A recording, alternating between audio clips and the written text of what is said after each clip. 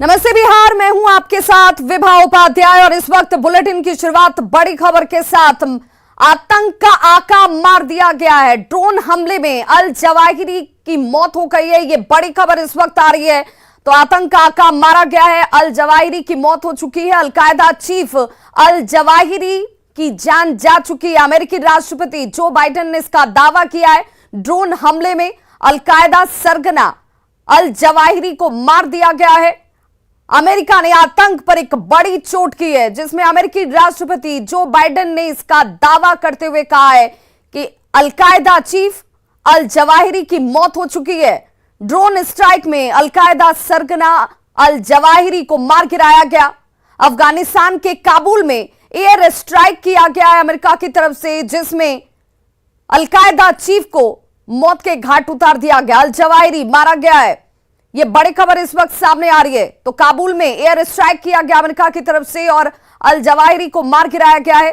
2011 में Osama bin Laden की मौत के बाद अलकायदा की कमान इसी शख्स ने संभाल रखी थी और इसको खत्म करने के साथ आतंक के ऊपर अमेरिका की तरफ से एक बड़ा प्रहार, एक बड़ा चोट किया गया है।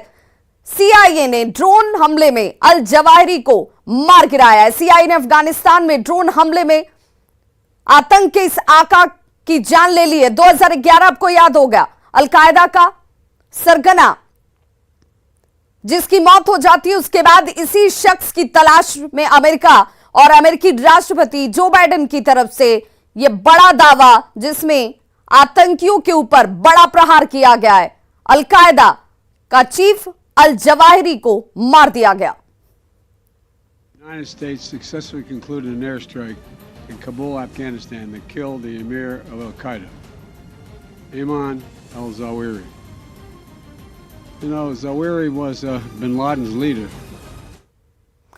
और रुक करते बिहार की खबरों की तरफ, तो पटना से बड़ी खबर आ रही है, जहां पर सूखे पर मुख्य सचिव की बैठक हुई है, जिसमें जिलाधिकारियों के साथ बैठक की गई और सूखे पर बड़ा निर्देश मुख्यमंत्री की तरफ से भी दिया गया। जिलाधिकारियों को यह निर्देश सीधे तौर पर दिया गया है, जिसमें रूरल फीडर को 24 घंटे बिजली मुहैया कराने के निर्देश शामिल हैं। किसानों के नुकसान का आकलन कीजिए।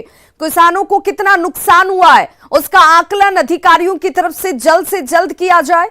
किसानों को तुरंत आर्थिक सहायता और मदद मुहैया कराई जाए। डीजल अनुदान देने के निर्देश भी दिए गए हैं, जिसमें राजकीय नलकूपों को ठीक कराने का निर्देश भी शामिल है। नलकूपों के लिए 16 घंटे बिजली मुहैया हो और इसीलिए स्थानीय फीडर को 24 घंटे बिजली मुहैया कराने के निर्देश भी इस वक्त इस बैठक में बड़े फैसले के तौर पर लिया गया है। रोजाना आपदा समूह की बैठक ली जाए। रोजाना 10 बजे बैठक के निर्देश अब मुख्यमंत्री की तरफ से दे दिए गए हैं, जिसमें आकलन लगाइए। नुकसान जो किसानों को हुआ है उस नुकसान की भरपाई होनी चाहिए। और संवाददाता संजय हमारे साथ इस वक्त ज्यादा जानकारी के साथ वो लाइन पर जुड़ गए हैं। संजय, किसानों को इसी की उम्मीद, किसान इसी की मांग भी कर रहे थे और जो इस वक्त बिहार में सूखे के हालात दिखते हैं, उसके बाद एक बड़ी राहत सरकार की तरफ से। जी बिल्कुल विभा, और देखिए मुख्यमंत्री नीतीश कुमार के निर्देश पर मुख्य सचिव की अध्यक्षता में वीडियो कॉन्फ्रेंसिंग हुई और जहां धान की रोपनी नहीं हुई है वैसे सभी जिलों का आकलन किया गया। कई ऐसे जिले हैं बिहार में, जैसे जमुई है, मुंगेर है, या फिर नवादा, लखीसराय, शेखपुरा, गया, जहानाबाद, अरवल, यहाँ धान की रोपनी 25% से कम हुई है। तो ऐसे सभी जिलों को लेकर मुख्यमंत्री के निर्देश के बाद मुख्य सचिव की अध्यक्षता में एक बैठक हुई और डीजल अनुदान को लेकर तत्काल कई तरह के इंस्ट्रक्शन जो है वो मुख्य सचिव की तरफ से जारी किए गए हैं और जिलाधिकारियों के साथ उन्होंने समीक्षा की है कई जिलों की। और निश्चित तौर पर जो हालात है उसके बाद यह चर्चा हुई और मुख्य सचिव ने कहा कि अधिकांश जिले ऐसे हैं जहां 25% से कम धान की रोपनी हुई है और कई जिलों में तो 10% से कम रोपनी हुई है। जुलाई में अधिकांश जिलों में वर्षा की स्थिति औसत से काफी कम हुई थी, लेकिन विगत 10 दिनों में हालांकि बारिश के कारण सुधार हुई की स्थिति सामने आई है और ऐसे में फसल का जो आच्छादन है उसमें बढ़ोतरी भी हुई है। लेकिन 10 जिलों में 80% से अधिक धान की रोपनी हो चुकी है। इसके बाद तमाम तरह के इंस्ट्रक्शन जो है वो मुख्य सचिव ने जारी किए हैं और निश्चित तौर पर जो महत्वपूर्ण फैसले लिए गए हैं उस फैसले के तहत डीजल अनुदान की राशि जो है उसके आवेदनों की जांच कर किसानों को डीजल अनुदान जल्द से जल्द उपलब्ध कराने को कहा गया है। जिन इलाकों में रोपनी नहीं हुई है उनका आकलन कर लेने को कहा गया है ताकि किसानों को राहत पहुंचाई जा सके। और 20 जुलाई से जहां अल्प वर्षा की स्थिति है उन किसानों में निरंतर वहां पर विद्युत आपूर्ति हो, इसको लेकर भी 16 घंटे तक बिजली की सप्लाई करने का निर्देश दिया गया। तो तमाम जो महत्वपूर्ण फैसले हैं वो लिए गए और कहीं न कहीं इसका मकसद है कि किसानों को सहायता और समय रहते उनको अनुदान और तमाम जो सहूलियतें हैं वो पहुंचाई जाए। बिल्कुल, बहुत बहुत शुक्रिया संजय इस तमाम जानकारी के लिए। तो किसानों के लिए नुकसान का आकलन किया जाना और उन्हें सरकारी मदद मुहैया कराया जाना इस वक्त बहुत जरूरी, क्योंकि सूखे के हालात के बीच किसानों के सामने अब आर्थिक संकट भी।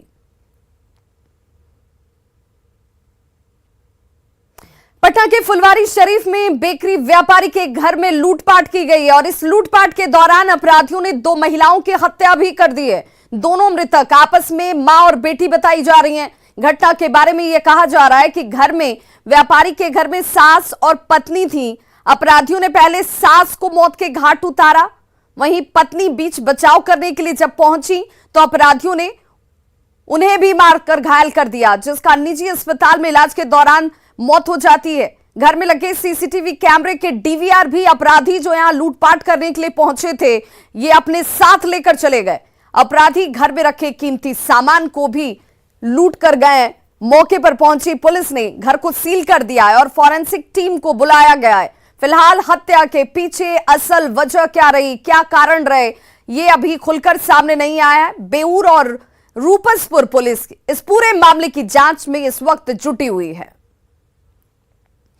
और संवाददाता अमरजीत हमारे साथ इस वक्त दानापुर से जुड़ गए हैं। अमरजीत, क्या जानकारी मिल रही है, किस वक्त की यह घटना है और फिलहाल पुलिस की तफ्तीश में खुलासा इस वक्त?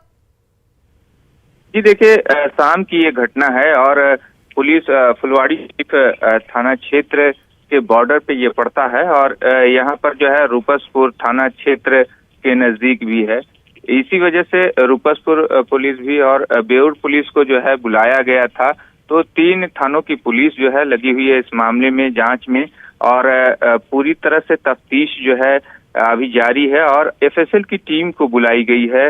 जो बुजुर्ग महिला जिनकी हत्या हुई और उनकी बेटी की जो हत्या हुई, इस मामले में अभी जो है वही दोनों जानते थे कि कौन आया कौन नहीं आया, क्योंकि जो डीवीआर जो है घर के अंदर लगा हुआ था, सीसीटीवी का जो डीवीआर था वो भी अपराधी उखाड़ कर ले गए हैं।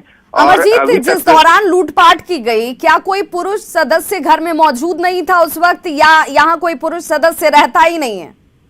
जी देखिए, शाम का जो समय होता है वो पुरुष सदस्य घर में नहीं रहते हैं, क्योंकि जो है इनका पटना में एक बेकरी का दुकान है, वहाँ पे जो है पुरुष सदस्य रहते हैं और वहीं से जो है सारा काम होता है। लेकिन घर पे भी कुछ सामान जो है रखा हुआ रहता था, जहाँ से जो इनके जो ग्राहक थे वो आते थे और यहाँ ले जाते थे। तो कुछ ग्राहक आए थे, उन्होंने ही देखा कि माँ लहूलुहान है, बेटी लहूलुहान है। तो उनके जो है उनके पुत्र जो उनके दामाद हैं उनको सूचना दिया गया। उसके बाद वो लोग पहुंचे और उसके बाद जो है जो महिला पूनम थी उनको जो है निजी अस्पताल में ले जाया गया इलाज के लिए, जबकि जो है मानती देवी जो महिला थी 75 वर्षीय, उनको जो है उनकी मौत जो है घटनास्थल पे ही हो गई थी। तो पुलिस को सूचना मिली तो पुलिस भी मौके पर पहुंची। फुलवारी शरीफ पुलिस सबसे पहले पहुंची और जांच की। उसके बाद रूपसपुर पुलिस भी पहुंची, क्योंकि बॉर्डर का इलाका था, इस वजह से। बिल्कुल, और शाम के वक्त में लूटपाट की घटना को अंजाम दिया जाए, 2 लोगों को मौत के घाट उतार दिया जाए और आसपास के लोगों को भनक न लगे। पुलिस को गश्ती को लेकर के भी सवाल, पुलिस टीम की मौजूदगी को लेकर भी सवाल और कानून व्यवस्था सवालों के घेरे में तो स्वाभाविक तौर पर आ जाती है। बहुत बहुत शुक्रिया अमरजीत इस तमाम जानकारी के लिए। बिहार के कई जिलों में सूखे के हालात हैं और कई जिले इस वक्त सूखे की चपेट में हैं, तो कुछ इलाकों में देखिए बाढ़ का खतरा मंडराने लगा है और यही वजह है कि नेपाल में लगातार बारिश के बाद से बिहार की कई नदियां इस वक्त तूफान पर हैं और कई जगहों पर कटाव शुरू हो चुका है।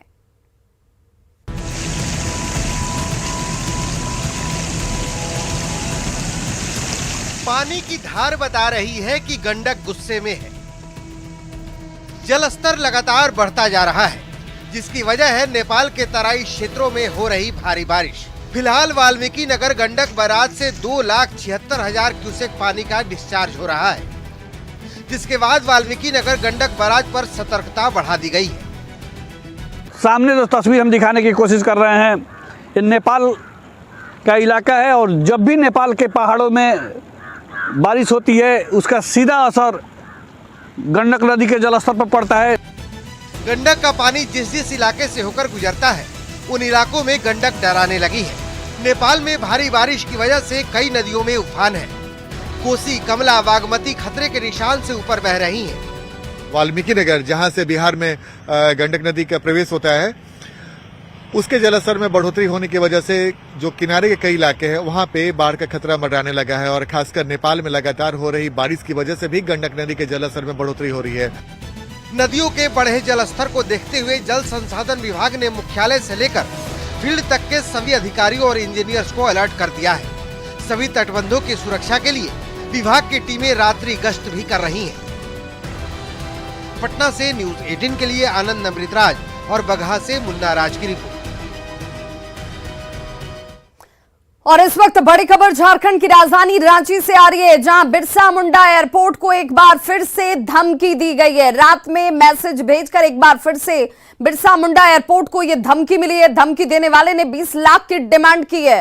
28 और 29 जुलाई ये वो तारीख है जब धमकी एक बार पहले भी दी गई थी और धमकी देने वाले का अब तक कोई सुराग नहीं मिल पाया है। जांच के साथ ही हाई अलर्ट पर इस वक्त रांची एयरपोर्ट, बिरसा मुंडा एयरपोर्ट इस वक्त। बाढ़ की आशंका को लेकर वाल्मीकि नगर के चकदहवा, झंडू टोला, बिन टोली और कान्हा टोली के लोगों को ऊंचे स्थानों पर जाने के लिए कहा गया है। प्रशासन की टीम सब्जी गांवों में माइक के जरिए लगातार लोगों को संदेश दे रही है कि ऊंचे स्थानों पर आप चले जाएं, सुरक्षित स्थानों पर आप शरण लें। हालात जिस तरीके के हैं वो जरूर इन इलाकों में रहने वाले लोगों के लिए परेशानी का सबब बनते हुए।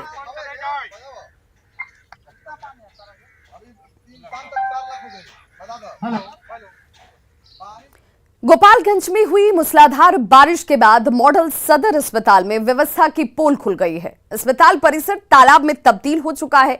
इमरजेंसी वार्ड से लेकर प्रसव वार्ड तक सिर्फ पानी ही पानी आपको नजर आ रहा होगा। जल जमाव की वजह से मरीजों को खासी परेशानी का सामना करना पड़ रहा है। वहीं डॉक्टर और स्वास्थ्यकर्मी भी परेशान नजर आ रहे हैं। अस्पताल परिसर की सड़कों से लेकर इमरजेंसी वार्ड तक, मरीज के बेड से लेकर आप जहां तक अपनी नजर दौड़ाएंगे आपको सिर्फ पानी ही पानी नजर आएगा। और ऐसे में इमरजेंसी वार्ड में भर्ती मरीजों को संक्रमण फैलने का डर अब सताने लगा है। दिक्कत यह है कि जब हम लोग मेरे भाई का जैसे कि सांप काट दिया है तो आए हुए हैं सदर अस्पताल में, देखा पूरा पानी पूरा भरा हुआ है। तो ऐसा नहीं रहना चाहिए, पानी तो कम से कम जमा नहीं होना चाहिए। सदर अस्पताल है, गोपालगंज अपना सिटी का है, लेकिन क्या किया जाए, मजबूरी है, मजबूरी दिखना पड़ेगा। शमशेर आलम। मूसलाधार बारिश के बाद सदर अस्पताल का परिसर है वो जल जमाव में तब्दील हो गया। अस्पताल परिसर इस वक्त पानी पानी हो गया। रात के तकरीबन 10 बज रहे हैं और आप देख सकते हैं तस्वीरों में ये अस्पताल परिसर है। इमरजेंसी वार्ड की बाहर की ये तस्वीर है जहां पर बारिश का पानी जमा हो गया और बाहर से जो नाला का पानी है वो भी अस्पताल परिसर में प्रवेश कर रहा है। अंदर की तस्वीरें दिखाएंगे, इसके पहले बाहर जो स्वास्थ्य प्रबंधक दिख रहे हैं काफ़ी परेशान दिख रहे हैं, इनसे ही बात करते हैं। ये इतना बारिश का पानी कैसे जमा हो गया? बारिश का पानी एक्चुअली शाम को पड़ रहा था और बारिश इतना मूसलाधार हुआ है और ये हमारा जो अस्पताल का जो फर्श है रोड से काफ़ी नीचे है, जिसके चलते रोड का पानी भी इधर आ जा रहा है। तो कैसे आप ये पानी की निकासी करेंगे? जिला पदाधिकारी गोपालगंज से वार्ता होने के बाद उन्होंने एग्जीक्यूटिव इंजीनियर और नगर परिषद के लोगों को भेजा है यहाँ पर, और हमारे पास भी अस्पताल का अपना मोटर है, उससे हम लोग पानी को रोड की तरफ प्रवाहित करेंगे। कब तक निकल जाएगा पानी? सभी लोग लगे हुए हैं उस पर युद्ध स्तर से, संभवतः आधा से 1 घंटा में निकल जाने की संभावना है। ये अस्पताल प्रबंधक है, आपको हम अंदर की तस्वीरें दिखाते हैं जहां पर मरीजों के वार्ड में जो बारिश का पानी है वो प्रवेश कर गया है और कितनी परेशानी हो रही है। यहाँ जो अस्पताल में भर्ती मरीज है उन्हें कितनी परेशानी हो रही है, अंदर की तस्वीरें दिखा रहे हैं आपको। ये अस्पताल का इमरजेंसी वार्ड है, मॉडल सदर अस्पताल है। यहाँ आप देख सकते हैं कि किस तरह से बारिश का पानी जमा हो गया है। ये अंदर की तस्वीरें हैं, रेड एरिया का ये वार्ड है जहाँ पर इस वक्त मरीज भर्ती है, आप देख सकते हैं। और नीचे जो है पूरा पानी है और मरीज जो है वो ऊपर बेड पे हैं। कई मरीज यहाँ से बारिश की वजह से चले भी गए हैं और मेरे इस साइड ठीक जो है डॉक्टर हैं इमरजेंसी वार्ड के, हम उनसे भी बात कर लेते हैं कितनी परेशानी हो रही है इस हालात में जब पूरा अस्पताल परिसर पानी पानी है। डॉक्टर साहब, आप लोग कब से यहाँ ड्यूटी कर रहे हैं, कैसे इस हालात में? अभी तो मेरा ड्यूटी 2 बजे से था, 2 से 9 तक है इवनिंग ड्यूटी इमरजेंसी के। बारिश जब शुरू हुई उसके बाद से आधा घंटे बाद पानी भरना शुरू हो गया। कठिनाई तो है, अब मरीज आ रहे हैं तो देखना जरूरी है। इमरजेंसी वार्ड के डॉक्टर हैं, लाचार हैं क्योंकि बारिश का पानी भर गया है और मरीज आ रहे हैं, इलाज करना भी जरूरी है, लिहाजा डॉक्टर भी उन मरीजों के साथ बारिश के पानी में इलाज कर पा रहा है। लेकिन देखने वाली बात होगी कि ये समस्या कब तक जो है समस्या का निदान हो पाता है और बारिश का पानी अस्पताल परिसर से बाहर हो पाता है। गोविंद कुमार, न्यूज़ 18, गोपालगंज। नेपाल के तराई क्षेत्रों में हो रही बारिश से गंडक नदी का जलस्तर बढ़ने लगा है। वाल्मीकि नगर बैराज से लगातार पानी का डिस्चार्ज किया जा रहा है, जिससे नदी का जलस्तर बढ़कर खतरे के निशान से ऊपर पहुंच गया है। जिला प्रशासन और जल संसाधन विभाग ने तटबंधों की निगरानी बढ़ाते हुए निचले इलाकों में बसे लोगों को अलर्ट कर दिया है।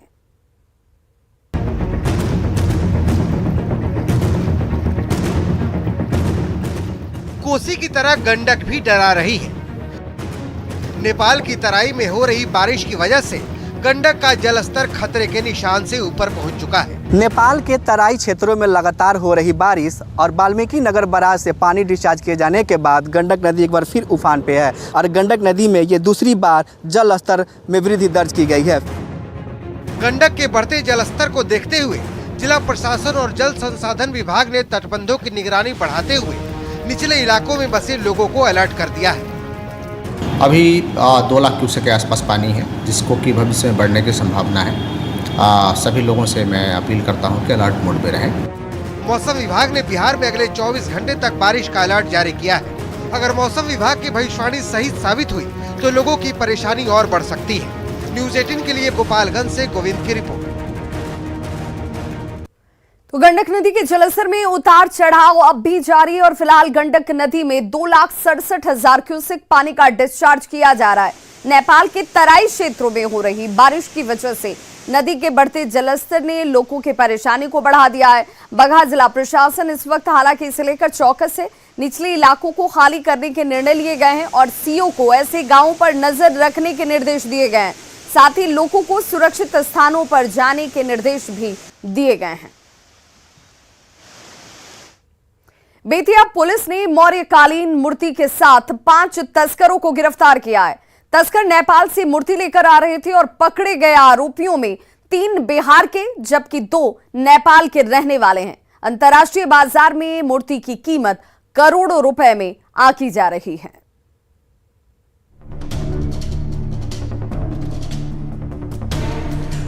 टेबल पर रखी जिस मूर्ति को आप देख रहे हैं, ये कोई आम मूर्ति नहीं है। ये सम्राट अशोक के समय की मौर्यकालीन मूर्ति है, जिसके अंतर्राष्ट्रीय मार्केट में कीमत करोड़ों रुपए बताई जा रही है। 8 किलो वजन और करीब 1 फीट ऊंची इस मूर्ति को तस्करी करके नेपाल के रास्ते भारत लाया जा रहा है, जिसकी सूचना पुलिस को लग गई। बेतिया के मझौलिया थाने की पुलिस ने छापेमारी कर मूर्ति के साथ 5 तस्करों को भी गिरफ्तार किया। गिरफ्तार तस्करों में 2 नेपाल और 3 भारत के रहने वाले हैं। इन लोगों के खिलाफ पहले भी तस्करी का केस दर्ज हो चुका है। मूर्ति नेपाल के काठमांडू से लाई गई थी, जिसे अंतर्राष्ट्रीय बाजार में बेचना था। इस बात का पहले भी खुलासा हो चुका है कि बेतिया में चोरी हुई मूर्तियों के अंतर्राष्ट्रीय खरीदार जुटते हैं। पुलिस की पूछताछ में ये साफ हो पाएगा कि मूर्ति चोरी का ये रैकेट कहां-कहां तक फैला हुआ है। न्यूज़ 18 के लिए बेतिया से प्रफुल्ल कुमार की रिपोर्ट।